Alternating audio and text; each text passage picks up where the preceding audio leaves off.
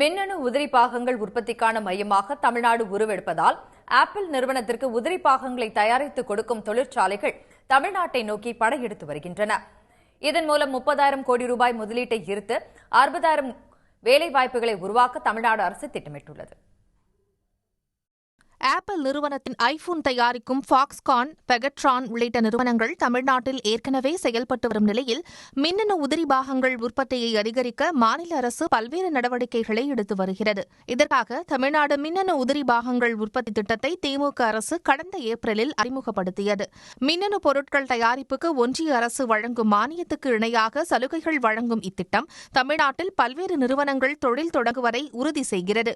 30,000 கோடி ரூபாய் முதலீட்டை ஈர்த்து அதன் மூலம் 60,000 வேலைவாய்ப்புகளை உருவாக்குவதை நோக்கமாக கொண்டு இத்திட்டம் செயல்படுத்தப்படுகிறது. மாநிலத்தில் சிறந்த உள்கட்டமைப்பு, மனிதவளம், சிறந்த நிர்வாகத்தால் ஈர்க்கப்பட்டு ஆப்பிள் நிறுவனத்திற்கான மின்னணு உதிரி பாகங்கள் தயாரிக்கும் தொழிற்சாலைகளை அமைக்க பல நிறுவனங்கள் தமிழ்நாட்டை நோக்கி வருவதாக தொழில்துறை அமைச்சர் TRB ராஜா தெரிவித்துள்ளார். ஸ்ரீபெரும்புதூர் ஃபாக்ஸ்கான் ஆலையில் தயாரிக்கப்படும் ஐபோன்கள் அதிக அளவில் அமெரிக்காவுக்கு ஏற்றுமதி செய்யப்படுவதால் இந்தியாவில் ஐபோன் உற்பத்தி மையமாக தமிழ்நாடு மாறியுள்ளது. டாடாவின் பெகட்ரான், டாடா எலக்ட்ரானிக்ஸ் ஆலைகளும் ஐபோன்கள் மற்றும் உதிரி பாகங்களை தயாரித்து வரும் நிலையில் திருச்சியில் ஜாபில் நிறுவனமும் இதற்கான ஆலையை தொடங்க உள்ளது.